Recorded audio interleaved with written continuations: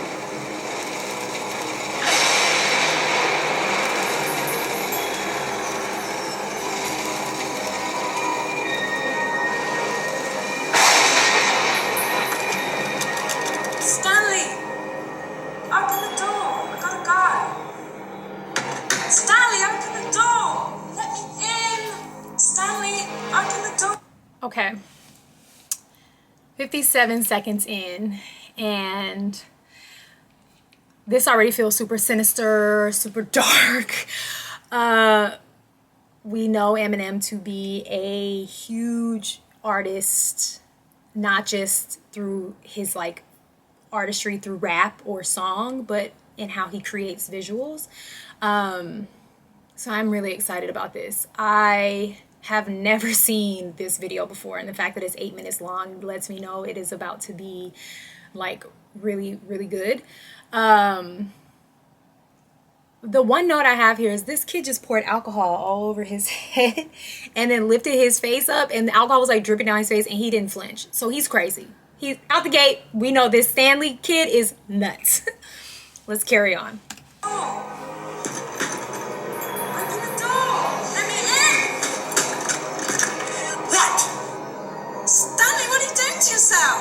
What the hell, you don't like it? Stanley! You like it? Stanley! Don't call me that, okay? Don't call me you think that. you're taking this too far? Stanley! Stanley! Nice.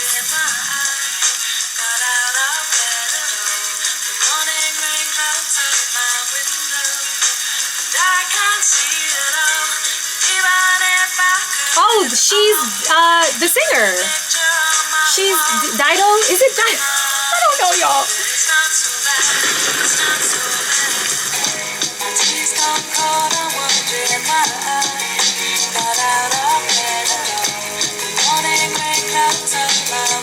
Okay, so a little backstory before we get started. I have heard this song. I was very familiar with Eminem, the first two albums, on the radio. I grew up in a very strict Christian household. My mom and my stepdad at the time were both youth ministry pastors. I was not allowed to celebrate Halloween. I wasn't allowed to listen to secular music.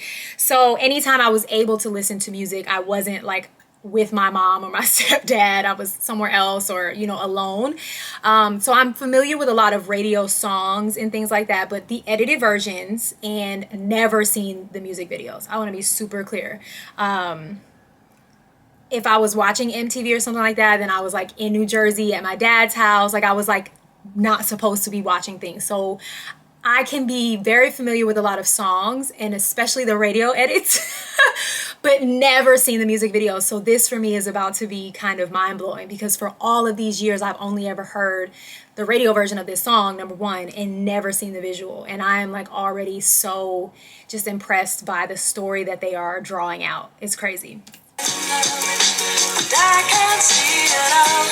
Even if I could, it'll all be great. Put your picture on my wall. It reminds me that it's not so bad. It's not so bad. Dear Slim, I wrote you, but you still ain't calling. I left my cell, my pager, and my home phone at the bottom. I sent 2 letters back in autumn. You must not have got them. There probably was a problem at the post office or something. Sometimes I scribble addresses too sloppy when I jot them. But anyways, what's been up, man? How's your daughter? My girlfriend's pregnant too. I'm about to be a father. If I have a daughter, guess what I'ma call her? I'ma name her Bonnie. I read about your Uncle Ronnie too, I'm sorry. I had a friend himself over some who didn't want him. I know you probably hear this every day, but I'm your biggest fan. I even got the underground that you did with Scam. I got a room full of your posters and your pictures, man. I like what you did with Rockets too, that was fat. Anyways, I hope you get this, man. Hit me back, just a chat. Truly yours, your biggest fan. This is Stan. Eminem is such a genius. Like, this is a story. Like, this is like watching a movie. This is like watching a TV show. Like, this is a scripted story. And the fact that he's rapping, but he's rapping from the voice of this mega fan, and he's putting in personal notes. I am not sure who Bonnie is, but that felt important. That felt like Stan was telling Eminem, like, I know your personal, like, I'm aware of what you're going through. So I'm not sure who Bonnie is, that he would be naming his daughter in honor of this person. Then he mentioned he also had someone who unalived themselves. So he was, showing M that they have things in common. And then he said something about Ruckus, who I also don't know who that is. But the way he's setting this up, the way he's painting this picture, and he is rapping this, but it doesn't feel like it. It feels like this is this Stan kid. Like, it's so elevated. It goes beyond rap. It goes beyond hip hop. It's storytelling, and it's so cool to see the visual to this. It's so cool to now have a picture to go with this song. She's gone cold, I'm wondering why I got out of bed and go. The morning rain clouds up my window, and I can't see it all. Even if I could, it would all be great. Put your picture on my wall. It reminds me that it's not so bad. It's not so bad. This is probably also the first time that I've really listened to the chorus of that song. Like, I've always known, like, and I thought she was saying, like, the tears gone cold, I'm wondering why. Like, I never knew it said the tea's gone cold. And I love the picture of that, right? Like, my tea has gone cold. It's a dreary day outside. Everything is gray. But I put your picture on the wall to remind me that everything is not so bad. How deep is that? Like, we've all been there. We've all been there. We've all had gloomy days, bad times. But there is something or someone that helps us hold out hope. And I have never, again, in all my years listening to this song, really broken that down. And it's amazing. It's an amazing chorus. Dear Slim, you still ain't called a road. I hope you have a chance. I ain't mad. I just think up you the man to fans. If you didn't want to talk to me outside the concert, you didn't have to. But you could have signed an autograph for Matthew. That's my little brother, man. He's only 6 years old. We waited in the blistering cold for you for 4 hours. You just said no. That's pretty, man. You like an idol. He wants to be just like you, man. He likes you more than I do. I ain't that mad, though. I just don't like being lied to. Remember when we met in Denver? You said if I write you, you would write back. See, I'm just like you in a way. I never knew my father neither. He used to always cheat on my mom and beat her. I can relate to what you're saying in your songs. So when I have a day, I drift away and put them on. Cause I don't really got else. So that helps when I'm depressed. I even got a tattoo with your name across the chest. Sometimes I even myself to see how much it's like adrenaline. The pain is such a sudden rush for me. This is such a story of, like, a thin line between love and hate.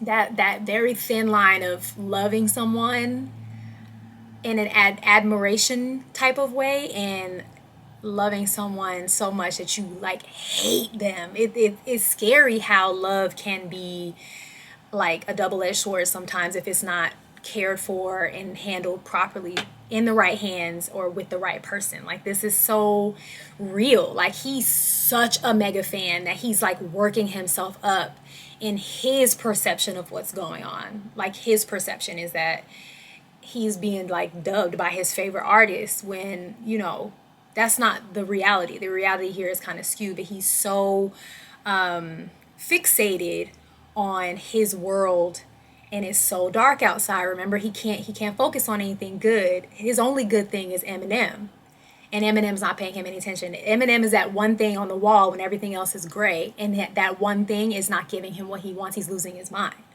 He's losing his mind. And it just is such a incredible way to paint that picture, to explain that. It's incredible. See, everything you say is real, and I respect you because you tell it. My girlfriend's jealous because I talk about you 24/7, but she don't know you like I know you, Slim. No one does. She don't know what it was like for people like us growing up. You gotta call me, man. I'll be the biggest fan you'll ever lose. Sincerely yours, Stan. P.S. We should be together too. Please don't call, I wonder in my eyes. Got out of bed alone. The morning rain clouds up my window. But I can't see it all. Even if I could, it'll all be great. Put your picture on my wall. It reminds me that it's not so bad. It's not so bad. Dear mister, I'm too good to call and write my fans.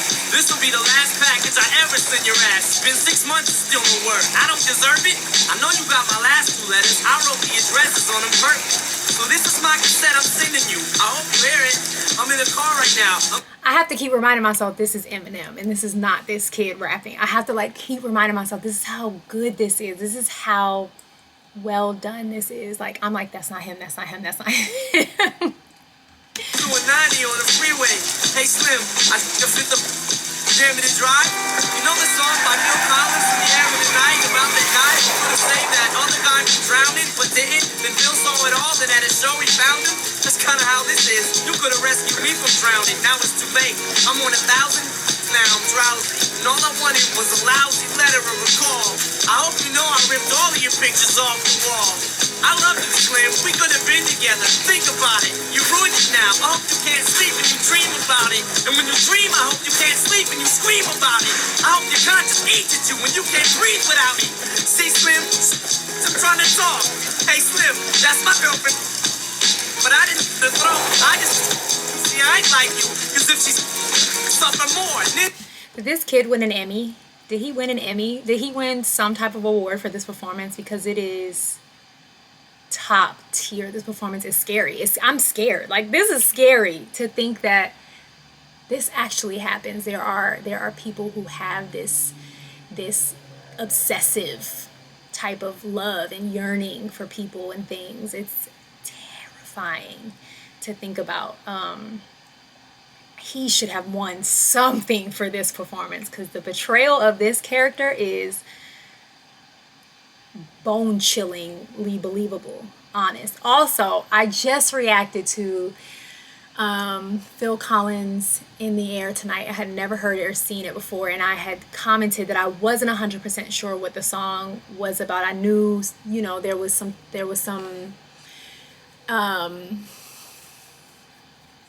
something about it was, you know, life after passing and all these things. And to hear him break that song down just now, I'm like, I need to go listen to the song again. So that's just a little tidbit. If you haven't seen that video, go back and watch it. It literally was uploaded. If it wasn't yesterday, it was the day before yesterday. Go watch it. Well, gotta go. I'm almost at the bridge now. Oh, I forgot. How am I supposed to send it out? Wow.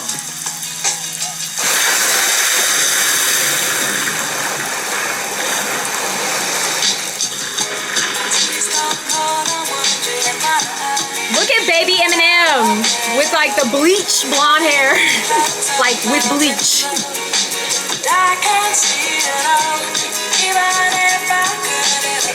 This chorus means so much more now. It means so much more. Dear Stan, I meant to write you sooner, but I've just been busy. You said your girlfriend's pregnant now. How far along is she? Look, I'm really flattered you would call your daughter that. And here's an autograph for your brother. I wrote it on the starter cap. I'm sorry I didn't see you with the show. I must have missed you. Don't think I did that intentionally just to diss you. But what's you said about you like to hit your wrist too? I say that shit just clown is all. Come on, how you bitch? You got some issues, Stan. I think you need some counseling to help your ass from bouncing off the walls when you get down something. And what's that type of still make me not want us to meet each other. I really think you and your girlfriend need each other. Or maybe you just need to treat her better. I hope you get to read this letter. I just hope it reaches you in time before you hurt yourself. I think that you'll be doing just fine if you relax a little. I'm glad I inspired you, Miss Tan. Why are you so mad? Try to understand that I do want you as a... I know that Eminem was super controversial when he first came out. And I mean, I guess he's always controversial. But how heroic, and I'm using the word heroic very intentionally here, in a time where mental health was not talked about. Like, you got to think when this was put out. Like, this had to have been the late 90s. This had to have been the late 90s, early 2000s. No one was really discussing mental health outwardly. It wasn't a big movement as it is now to protect mental health and to provide resources for mental health. It's a huge thing now. It's very talked about. It's not taboo to talk about it. So for someone not in the field of mental health or helping people, someone as an artist to put out a song that really highlights mental health and saying, I really think you need to seek some help, is heroic. And it's so you know, you think about what hip hop was back then, and it's such a departure from what anyone else was doing. I know this to be true. No one else was doing this. No one else was calling out mental health and saying, I think you need help, you know, and trying to reach their fan base in a very relevant way. This is heroic. This is super, super admirable of him as an artist to do something so serious and so poignant, but in such an artistic way. The fan. I just don't want you to do some crazy. I seen this one on the news a couple weeks ago that made me sick. Some dude was drunk and drove his car over a bridge. And in the car they found a tape, but they didn't say who it was to. Come to think about it, his name was, it was you. Damn. It's crazy.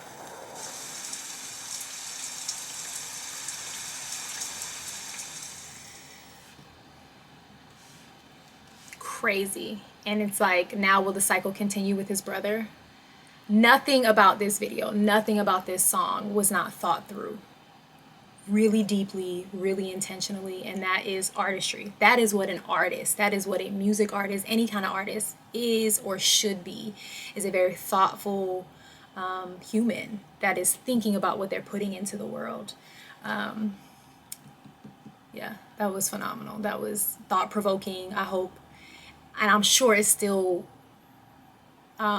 provoking conversation today. I know it is. There's no way people are not still having conversations after watching this video or bringing it up in conversation with other people. That was good. That one was good. And I think I'm going to be thinking about it for the rest of the day. You go have the day you deserve. Peace.